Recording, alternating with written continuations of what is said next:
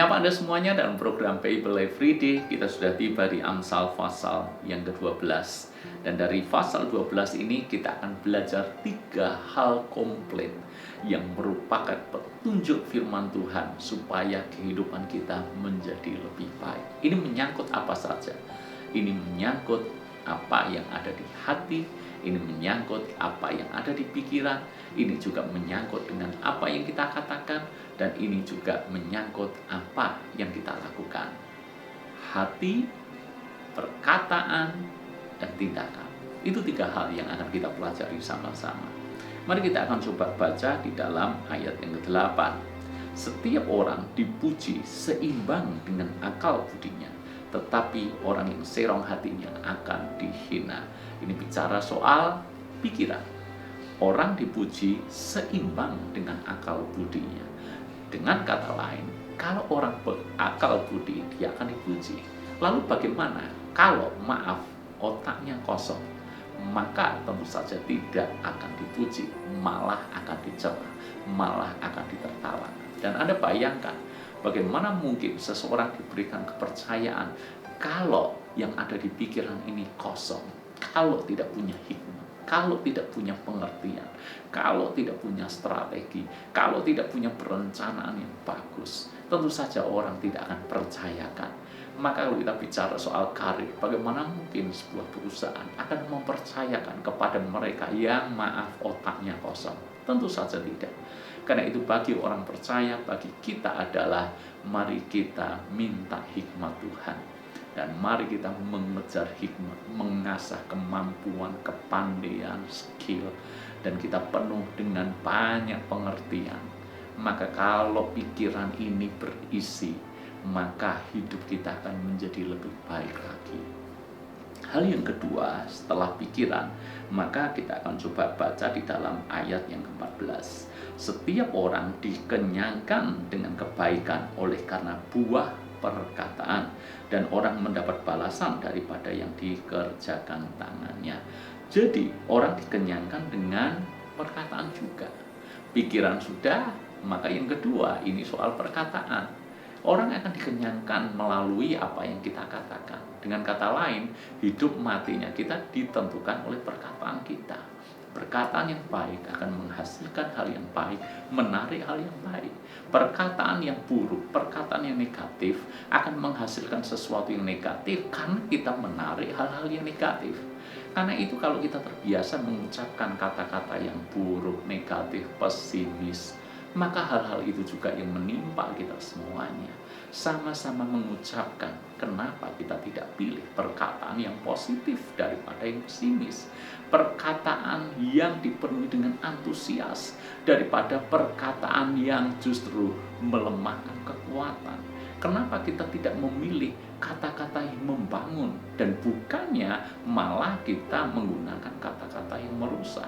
Ingat, kata-kata itu akan kembali kepada kita dengan cara yang sama persis. Firman Tuhan berkata, siapa menggemakannya akan memakan buahnya. Perhatikan kata menggemakannya. Mirip seperti ketika kita berada di gua. Ketika kita mengucapkan, kita menggemakannya, maka pantulan itu akan kembali kepada kita dengan cara yang sama persis. Kita berkata buruk, pantulannya akan datang kepada kita buruk juga. Kalau kita mengucapkan kata yang baik, pantulannya kembali kepada kita baik juga. Mana yang kita pilih? Karena itu jagalah perkataan kita. Dengan perkataan yang baik, dengan perkataan yang benar, maka hidup kita pun akan menarik banyak hal yang baik dan benar. Pikiran sudah, perkataan sudah, lalu kemudian apa? Tangan. Tangan bicara soal tindakan. Ayat yang ke-11. Siapa yang mengerjakan tanahnya akan kenyang dengan makanan, tetapi siapa yang mengejar barang sia-sia tidak berakal budi.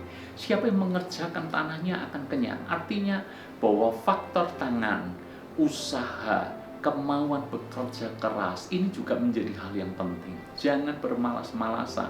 Kalau kita tidak mengerjakan tanah kita dan berharap tanah kita menumbuhkan hasil dengan sendirinya, jelas tidak mungkin. Kita tidak mungkin menuai dari apa yang tidak pernah kita tabur.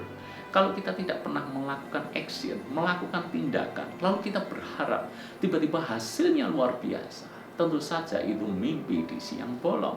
Karena itu saudara, apa yang dipercayakan Tuhan di dalam genggaman tangan kita, kerjakan dengan sebaik-baiknya. Karena kemalasan itu dosa di hadapan Tuhan. Anda masih ingat perumpamaan tentang talenta?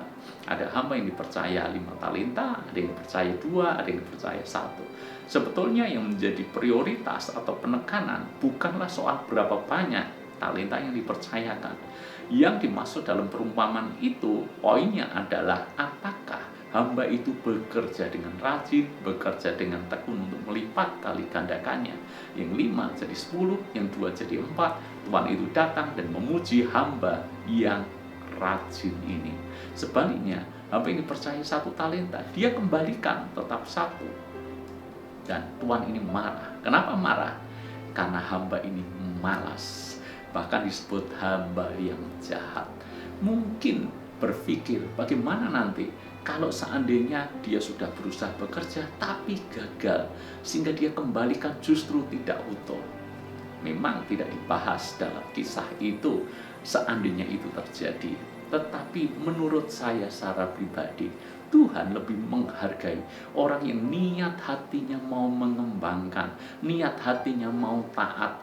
Toh nanti gagal di tengah jalan, kita bisa percaya bahwa Tuhan turut campur tangan di dalam kegagalan itu. Tuhan bisa kok memaklumi sebuah kegagalan, asal sebetulnya ada niat yang baik untuk taat, niat baik untuk rajin. Jauh Tuhan lebih menghargai yang seperti ini dibandingkan kelihatannya mengembalikan utuh, tapi bermalas-malasan. Pikiran, perkataan, tindakan. Semoga ini menjadi berkat buat kita semuanya. Tuhan berkati.